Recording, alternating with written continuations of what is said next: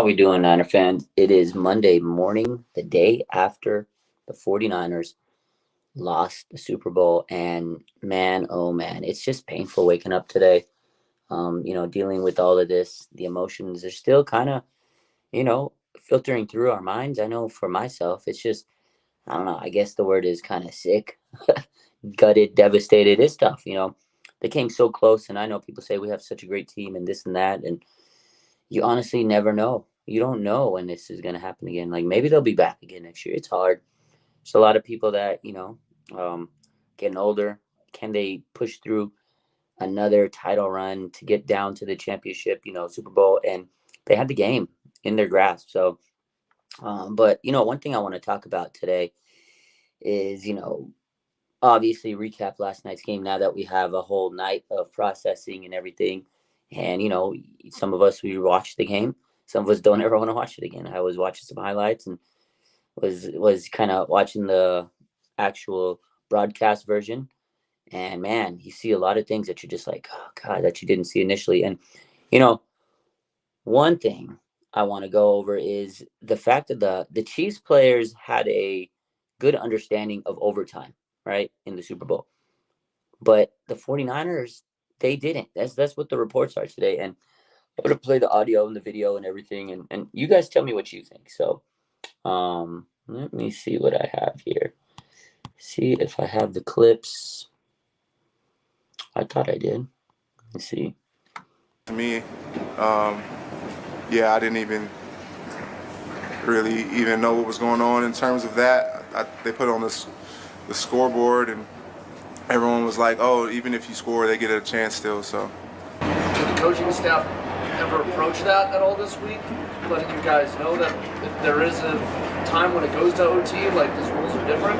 I wasn't aware of it. You know what? I didn't even realize that the playoff rules were different in overtime, so I assumed you just want the ball because you score a touchdown and win, but I guess that's not the case. So I don't totally know the strategy there. Something you guys have talked about? No, we haven't talked about it, no. Overtime. As a defender, they're crazy.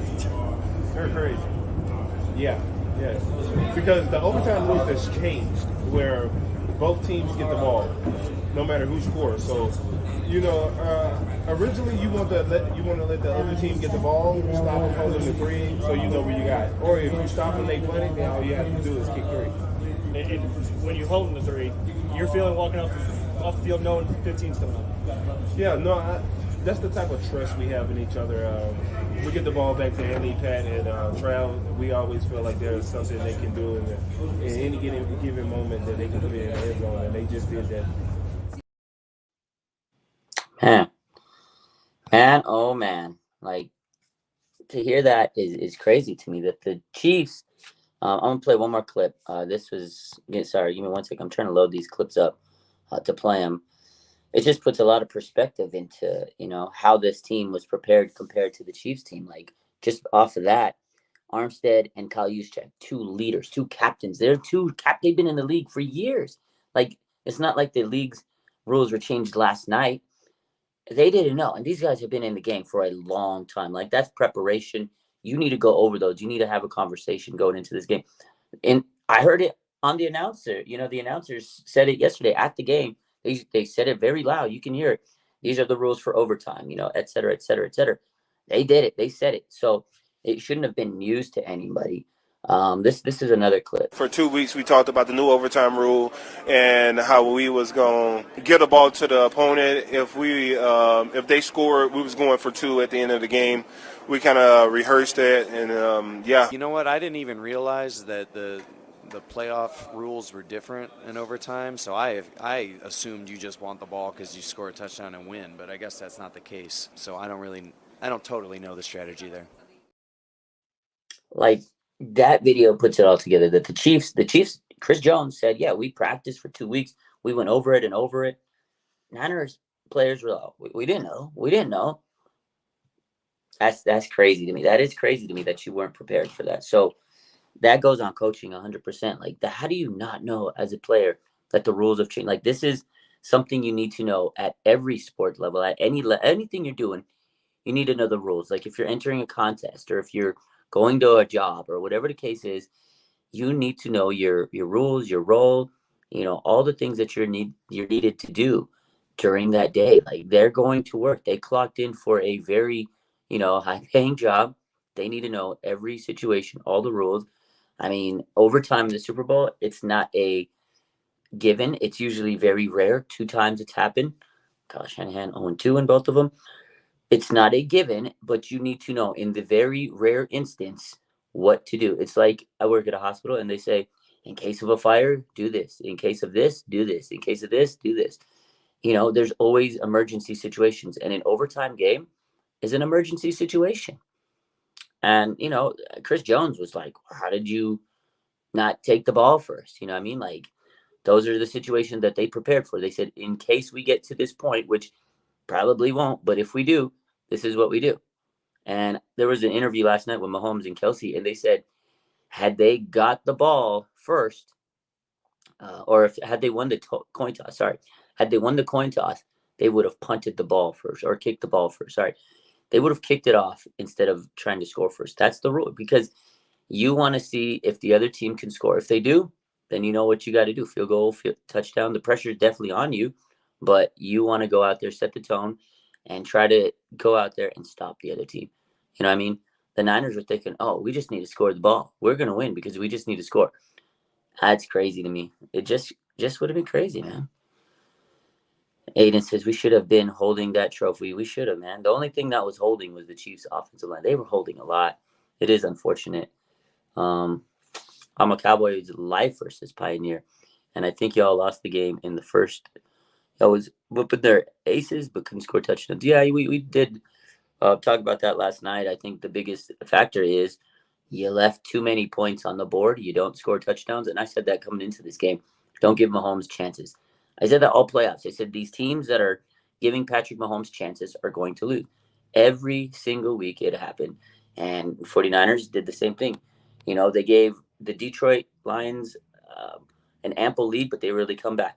They started slow against the Packers, but they were able to come back. And I said, if they don't start hot, if they don't get off to a blistering start against the Chiefs, they're not going to beat them because Patrick Mahomes can come back from anybody, right? 10-0 lead is nothing for Patrick Mahomes. We should have been up 21-3 or 21-0, at least 14, right? But the fact of the matter is they only were able to score field goals. They squandered, scoring chances off of the turnovers. Like, you had huge turnovers.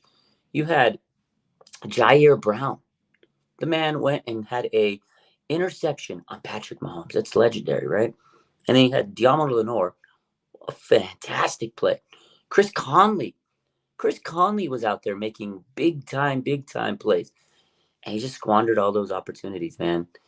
That's what hurts. And then the muff punt. Oh, man. When I saw that, it just hit me. I was like, oh, no. Oh, no. Kyle Williams 2.0. And then, you got to give the Chiefs credit. They said, okay, Travis Kelce, 1 yard, 1 catch in the first half. They turned it up a notch. Like, how does Kelce always get big stat? He's getting the ball. But Travis Kelce and Mahomes, it's like Brady Gronk 2.0. Those guys, they always showed up. They always put it together when they needed to. Brady and Gronk, it's Mahomes and Kelce. And the crazy thing is the Greenlaw injury probably was the kiss of death for the 49ers, unfortunately. Like, that injury was so big because him and Warner were hooping. They were taking care of Kelce all first half. Greenlaw wasn't there. And slowly but surely, the Chiefs were able to get the ball to Kelce because Fred Warner had too much, on his plate when Greenlaw was out. So, real teal. Yeah, I'm in Vegas, but I'm ready. I'm packing up. I'm about to head out to the Bay soon. But definitely an unfortunate loss for this team. So, yeah, the offense did not capitalize on opportunities. Classic Kyle moments. Yeah. Man, this one hurts. 2 costly turnovers. A missed PAT. The missed PAT was rough, just rough. But Swaggy says, when Greenlaw went out, you can see where his impact on the field helped the defense. Yeah, I think that was the most critical part of this game. The fact that Greenlaw was out it crushed momentum. And let me show you. This is, I don't know if you guys saw. Let me play the clip.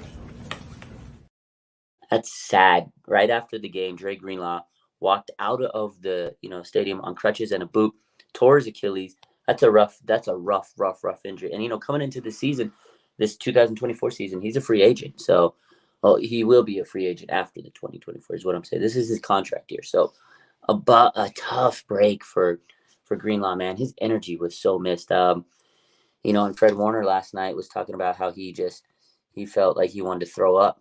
I wanted to pull up a clip. We'll get back to some of these moments in interviews. But this right here, this is the final play of the 49ers offensive drives in the season. This was the play that they could have scored a touchdown, but then they had to kick the field goal. This is in overtime.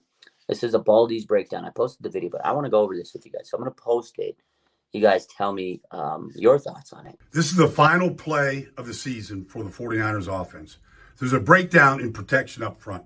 On 3rd and 4, with a chance to score an easy touchdown. And up front, Brendel's going to pull. All right, but this is wrong right here.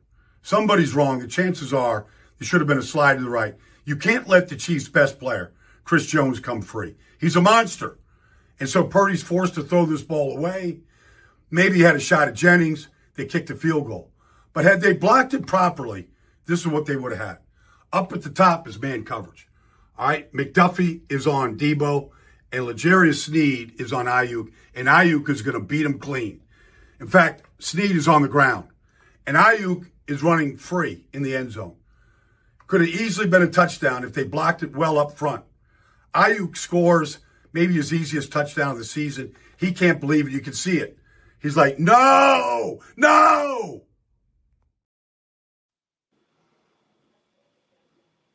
Man, they had a touchdown right there. Defensive pressure came up in the lap of Brock Purdy. I mean, Chris Jones exploded on that. And I'll tell you what, Colton McKivitz, man, I said it early in the season. I said, listen, man, if they don't prioritize offensive line, it could come back to bite us, and it really did. Offensive line, needs to be a priority this offseason. They need to be looking at offensive line at every avenue. Like, Colton McKivitz isn't going to get the job done. Like, I know you want to save some money here and there, so you can have your big stat players, Kittle and Debo and all these guys. But guess what? Those guys didn't show up, unfortunately, last night. And Ayuk, man, he had opportunities, although he was strapped up a lot by Sneed and McDuffie. Those guys were in their bag last night, but there were opportunities. But when they had those chances, Brock was pressured heavily. And that's what the game looked like all night. It was Chris Jones, always coming in the backfield. And that right side of the line, they knew it. The Chiefs knew it. They said that they were going to force Purdy to throw. And when they did, they had pressure on him. Purdy made some big plays. The last 3 drives, he touchdown, field goal. Those 2 field goals should have been tutties. But he was driving the ball down the field, So, man, oh, man, it's frustrating, That's on John and Kyle. Yeah, I mean, absolutely. Why are you doing this to me? We gotta process this. We gotta go over this and see what can we do to fix this issue. What do we need to do to go win a Super Bowl? Like, you know what I mean? Like, we did everything we could. We got the quarterback. We placed so much money on the defensive line. They were eating. Like, I don't know what else we can do.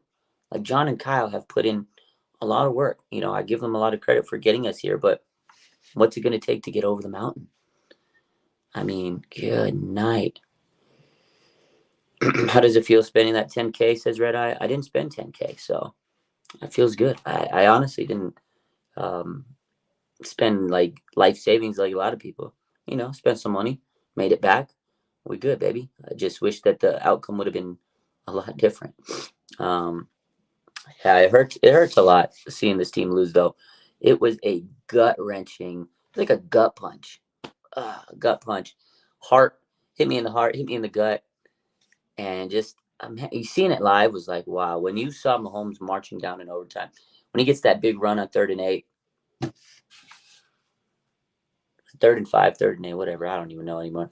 He gets the big run, and I'm just like, there's no way. He's got, like, multiple opportunities to score from the red zone. I knew it was over. I was like, come on, man.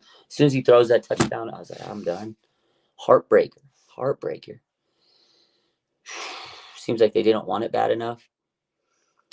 I think they wanted it. I think they might have been a little overconfident. I think they thought, oh, we got a 10-0 lead. We got it. I just don't know if they have the killer instinct. And that falls on Kyle, man.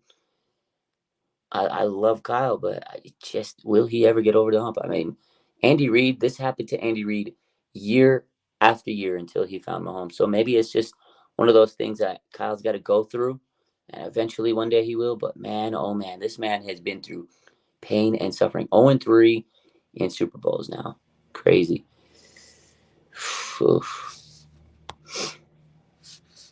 Yeah, we just went over that. Red Eye, we just played that. The O-line, definitely no one blocked Chris Jones. BA is wide open, waving his arms, saying, hello, hello. Again, I just don't know how you don't block Chris Jones. He was their best defensive player he's been their best player on defense for a long time.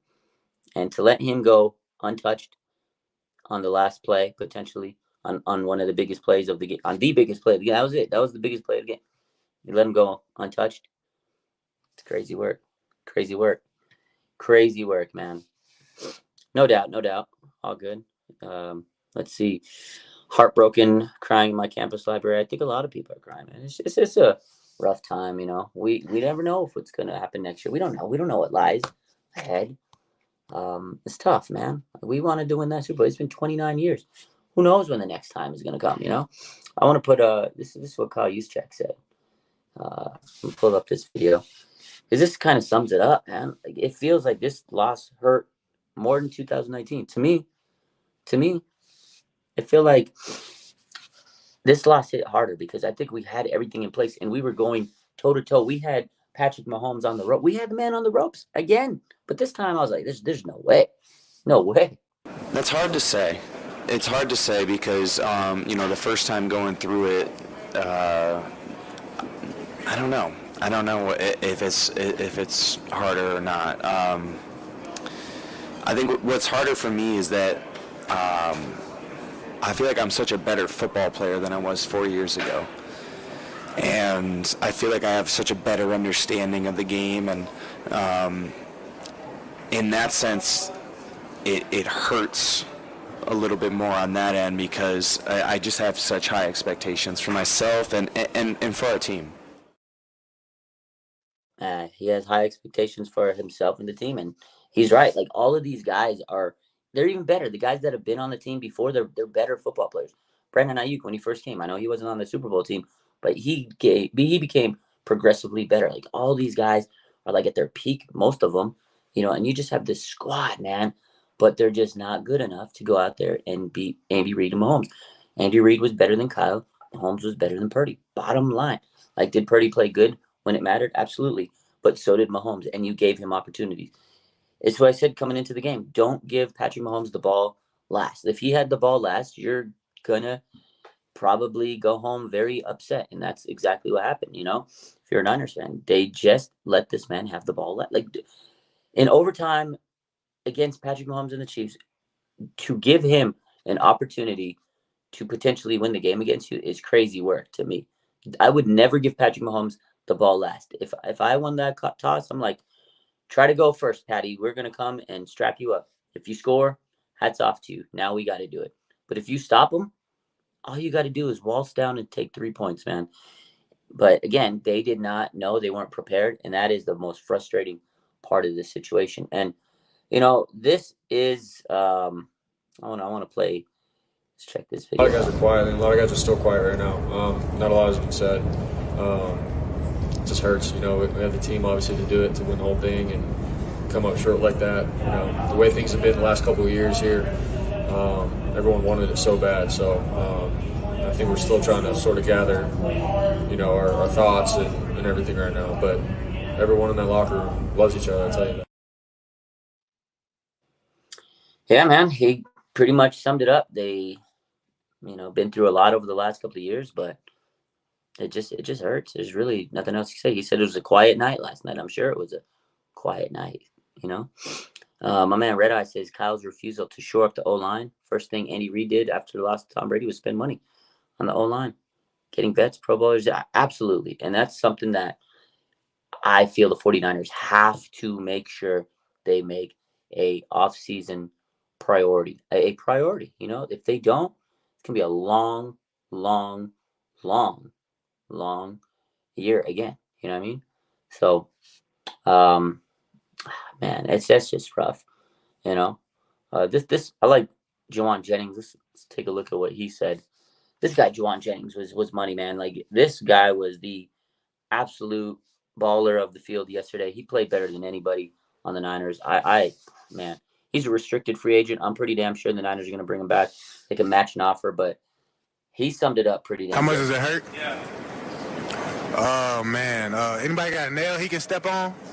It's probably about that much. Whew. Go step on a nail. The reporter asked him, how much does it hurt? Come on, man. It hurts. We all know how hard it is to come this far and lose. Can you imagine those players? You know how much it hurts us?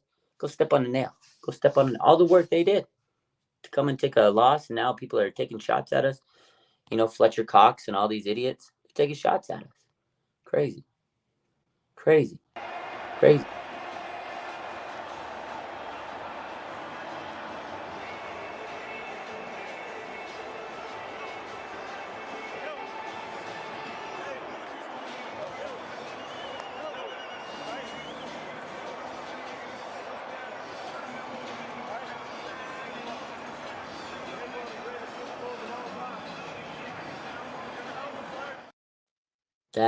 That's tough seeing these guys walk off the field. That's what hurts the most, you know, how hard these guys fought, and then you have to see them walking off the field, you know, heads down low. And I don't know, it makes you think, will they ever put it together? Will they ever put it together? I don't know. What do they have to do to get back to this, you know, stage and win it next time? They definitely need to shore up the O-line, man, because that O-line has been their Achilles over the last couple of years, you know? We've been sitting there saying that for a long time.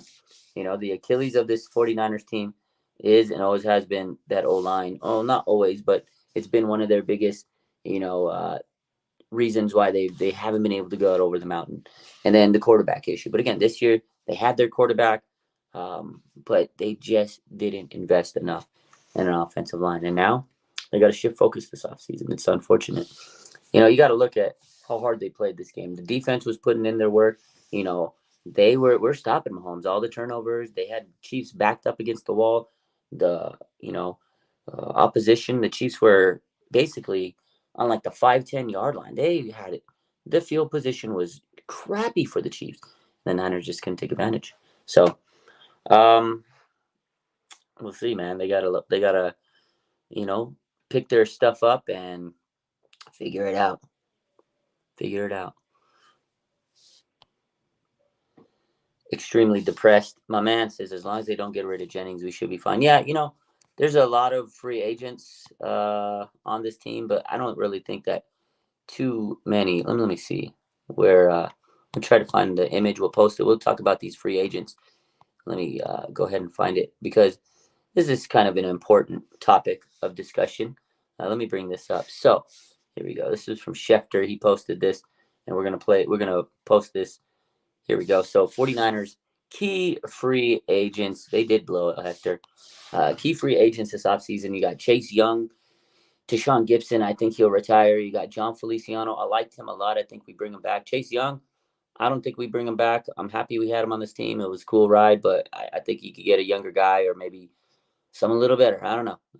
Javon Kinlaw, glad he was healthy this year. It was fun to see him, you know, put some reps out there, but I don't think we bring him back. I think you could get someone else for more production.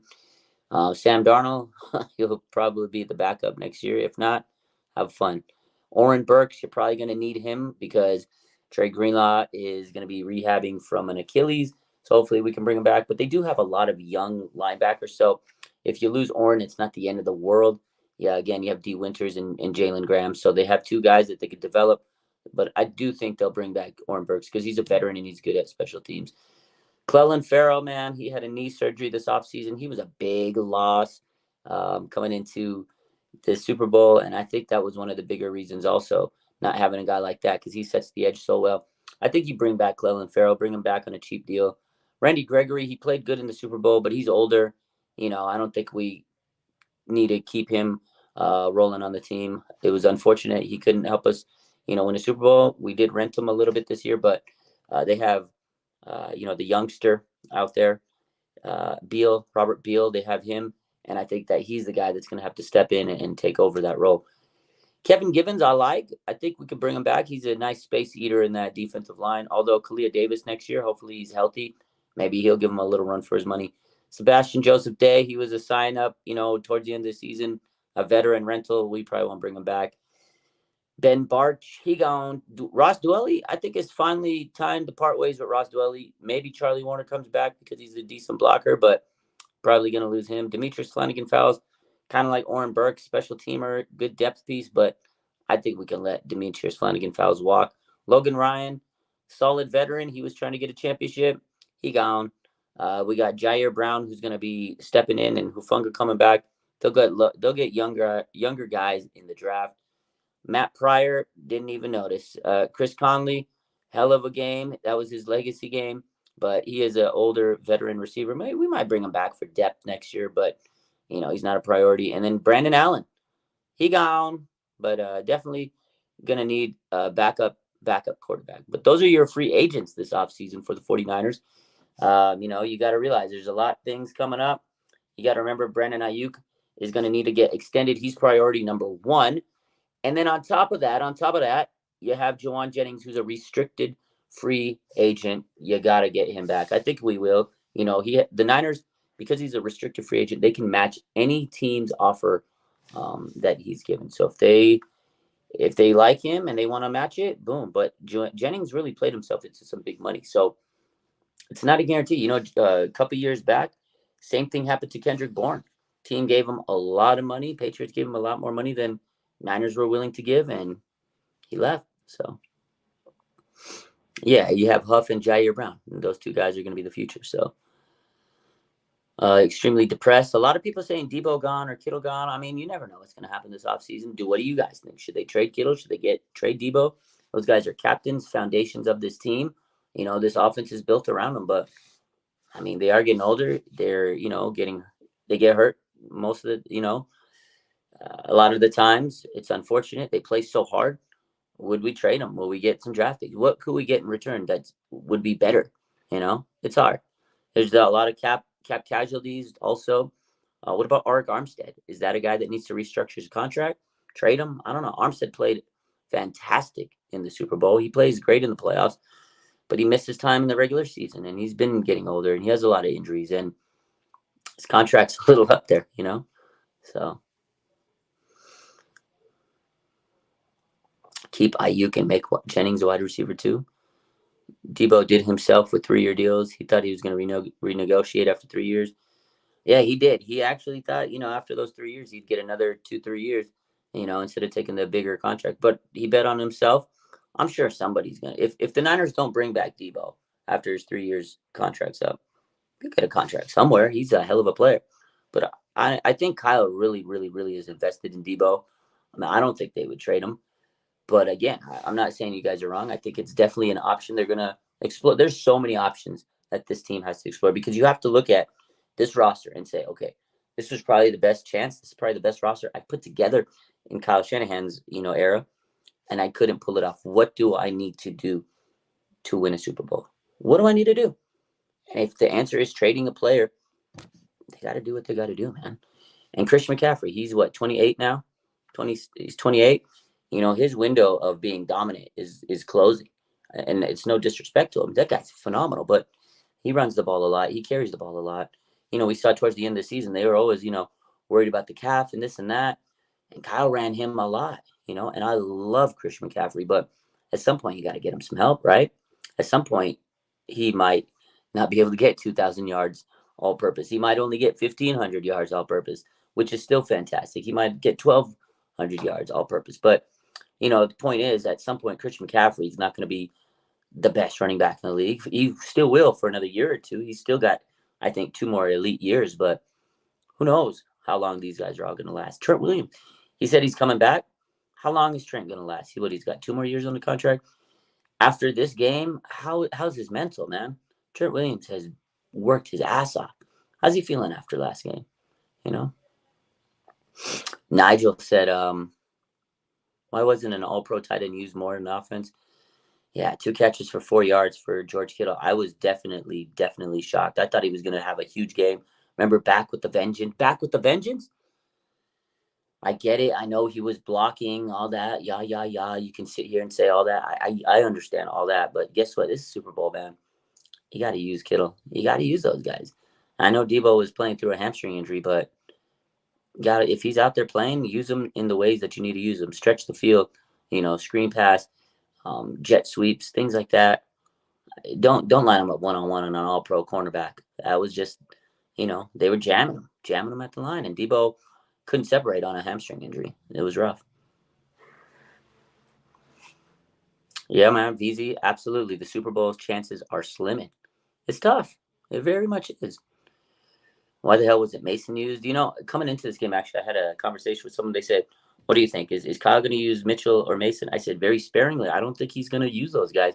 He's going to live and die by CMC, maybe a little bit of Mitchell. And that's what he did. But I don't think it was enough of CMC. Although, he did get a decent amount of, plays. He was balling. Christian McCaffrey's ball, but you need to give him the ball more, So,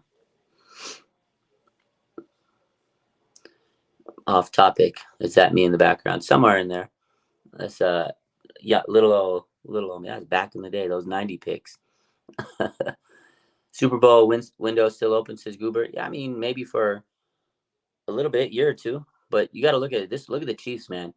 That team won a Super Bowl, and they weren't even expected to win. This is probably, their least impressive offensive star group, right? They had Kelsey and Mahomes, and Rashee Rice came and developed Pacheco. But the receivers were selling them all year. Nobody thought they were going to even make the playoffs. People didn't think they were going to make the AFC Championship. Forget the Super Bowl. And they're young. They're going to get better. Their defense, man, is incredible. And they're only going to get better. So, yeah, of course, 49ers have a chance to run it back in the NFC. If they play the Chiefs again, can we beat Patrick Mahomes? Like, what are we going to do? My man Marboy said, I'm proud of the Niners. Me too. I'm proud of this team. But at the same time, as proud as you are of the team, it's frustrating to see them, fall short so many times, man. My man Nigel says, it's okay to take a day or two to be pissed at Kyle and the team to remain faithful. Yeah. A lot of people are saying, oh, you're not a fan if you're not, if you're mad at this. This is it, man. Everybody processes these things differently. Everybody handles loss and, bad news in different ways. We're all going to process it the way we want. If you guys get frustrated, it is what it is. If you guys get sad, if some people don't have emotions, you can't judge them. I think it's dumb when people break their TVs and throw stuff like that, because that's what Cowboy fans do. But I saw a lot of social media clips where Niner fans were breaking TVs. I mean, a lot of that's for clout and likes, but you wasted money to do that. To me, that's stupid. But I mean, process this how you want, right? Process this how you want, man. Hector says, sign Jones, trade Armstead. Oh, now can we get you as GM? Can we do that? Can we get Chris Jones? Trade that would be a money move. We are the San Francisco Bills now. Yeah, I said, someone was telling me that yesterday. Someone was like, we're like the Bills. When I was leaving the stadium, some guy said, y'all are like the Bills of the NFC. I was like, oh, fuck, yeah, you're right. My man VZ says, thank God for you and other content creators to get through these tough losses. Yeah, appreciate you, man. Appreciate all the fans. It's tough. Somebody's got to help you get through it, because I got to get through it myself. So talking to y'all helps me get through it. So Hassan Riddick. I mean, there's going to be definitely a lot of players that we can try and get, but they got to restructure that cap.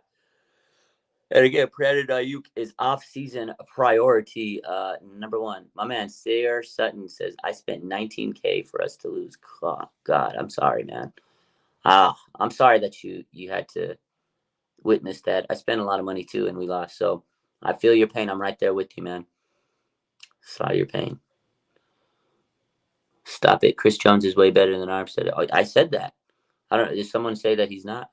If you don't think Chris Jones is better than Armstead, that's crazy. Although Armstead played very great in the playoffs. He's always a good playoff performer, and he played really good last night in the Super Bowl. Like, I gave Armstead his flowers. Like, that guy really put in his work last night. But in the regular season, of course, Chris Jones is the dog, and Armstead misses a lot of games. So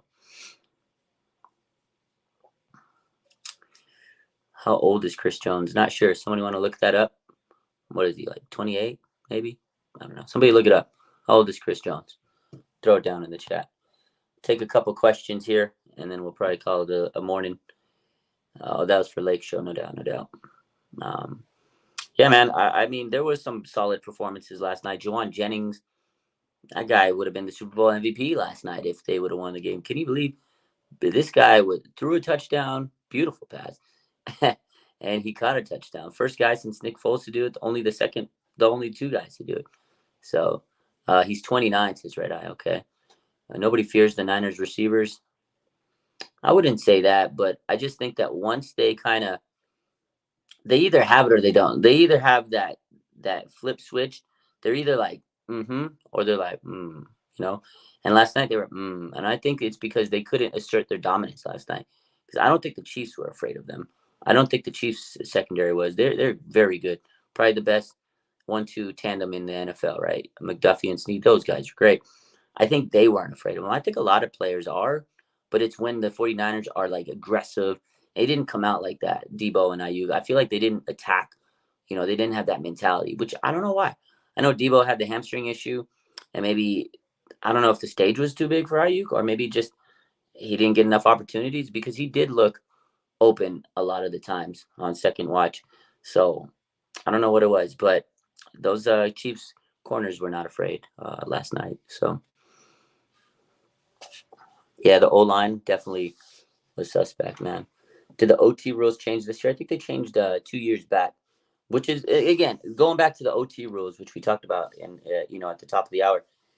The OT rules is what really, that kind of triggered me this morning when I saw the post about it, because again, you've had at least 2 weeks to prepare. Even if you didn't know the rules, you had 2 weeks to prepare. That's something the 49ers should have been, squared away on. They should have had a session, a whole day. Again, I don't know what happened with their practices and stuff, but Kyle or whoever, special teams coach or defensive, whatever coach needed to sit them down, say, hey, look, real quick, we got an hour to go over this. This is a film study. But this is also a rule study. Overtime, it could happen in the Super Bowl. Who knows? It maybe not. But here's the rules. Go over it real quick. Any questions? Make sure they understand it, because again, the Chiefs players, a lot of them were asked that question. And they all said, yeah, we knew we had 2 weeks. We talked about it in meetings and this. And again, the 49ers players were like, we didn't know. We didn't know. That's crazy to me. Tough, man. Like, the 49ers had to fight for that Super Bowl win. And it's tough, because I feel like they just weren't prepared for that moment. That's tough, man. JJ, they started off aggressive. But not aggressive enough. I think they were content with, no, we're up 10-0. They need to score a touchdown. And again, one play I think that nobody's talking about enough is the Christian McCaffrey fumble, because the Niners, I mean, that first drive, they came down. And I was like, okay, Niners, you're coming down. Boom, boom, boom. Here we go. Fumble. Changed the momentum. Because after that, I think that gave the Chiefs the confidence for, we can stop these guys. Because that first drive, I was like, oh my God, the Niners are going to blow them out. The Niners are going to blow them out. They're going to blow them out, because they were just methodically just marching down. I was like, oh my God. And then the fumble came, and I feel like the offense lost every ounce of confidence. That's it. They lost every ounce of confidence. And then the crazy part was, it took a gimmick play, a reach deep in the bag play to score a touchdown, which that's cool. That's fine. That happens. Super Bowl, you want to throw the kitchen sink out.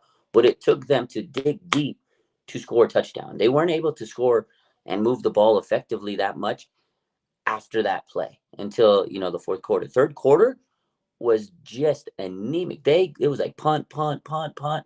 They couldn't get the ball down the field if their life depended on it, and it did last night. Again, I think that Christian McCaffrey fumble sucked the wind out of this team's sails in the first half. Like, if it wasn't for that Jennings touchdown pass, the gimmick play, they probably wouldn't have scored a touchdown in the first half, which is wild to me. Again, 10-0. They probably only would have been up 3-0 going into the half. And I think that gave the Chiefs all the confidence in the world. Niners should have been up 21-3 at halftime. Man. Unbelievable. Unbelievable, man. What was different in overtime? So in overtime, so each team has an opportunity to score. You have to they have to have their opportunity. So if the first team scores, the second team has to at least match it. So if you score 7, you gotta score 7. You can't just score 3. So if you both tie again, then you go into sudden death, and then it's the first team to score after that. So that's what it is in the NFL Super Bowl overtime rules. That's what it is. It's team A gets the ball. If they score, okay, great. Team B gets the ball. If they score, okay, great. Now, whichever team scores first wins. Then it becomes sudden death. But that's the rule change. Yeah, I agree with this. I think we had the Chiefs scared, but couldn't capitalize on the stops. I don't know if we had them scared, but we definitely were in their head because you saw, Travis Kelce was screaming. He was screaming at the top of his lungs at Andy Reid. And Mahomes was on the sideline. He was getting mad at Rashee Rice. There was a clip where he's like pissed off at him, like, bro, come on. They were in their heads. Second half, they made the adjustments. They had a good 35, 40 minutes to lasso and get things figured out. And that's exactly what happened for them. Lake Show says, I really thought they were going to go score after Jair Brown picked them up. Whew. I agree. Me too, Lake Show. I really, really, really, really, really thought they were going to score, man. That's the reason why they lost. They did not capitalize on those turnovers, man. That's it. That's it. Bottom line.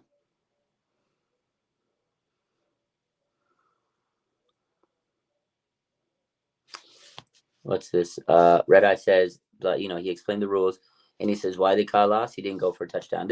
Let's talk about this before we end up. It's overtime, ladies and gentlemen. I don't care if it's 4th down, 1st down, 9th down, whatever down you want to be. If it's overtime in the Super Bowl with the chance to score a go-ahead touchdown, and you put the pressure on the other team to score a touchdown, which they did, but you want to make it even, because you want to make it to say, hey, look, you have to score a touchdown. You need to put more pressure on them, because it's a 3-point lead.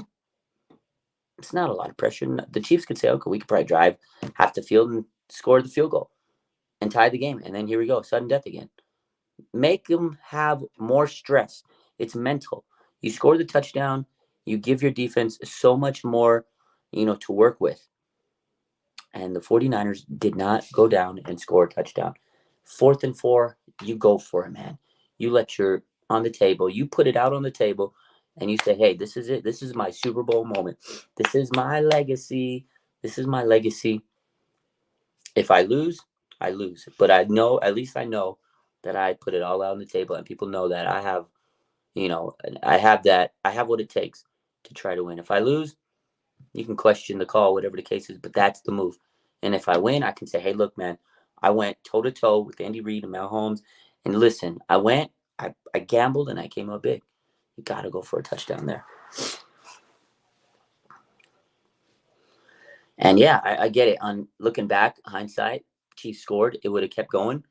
But at least you instill some more confidence in your team. It's a mental game. I don't know if the Chiefs would have scored a touchdown if the 49ers scored a touchdown, but I guess we'll never know.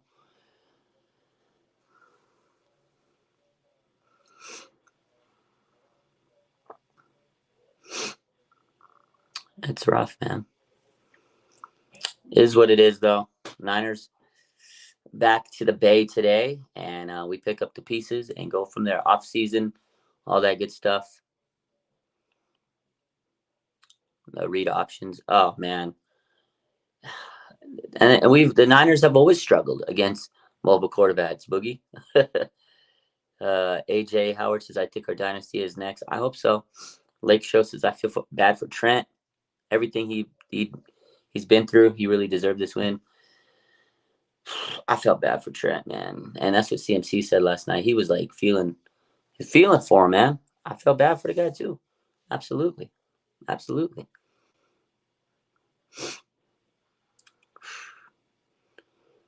Purdy didn't use his legs like he did versus the Lions.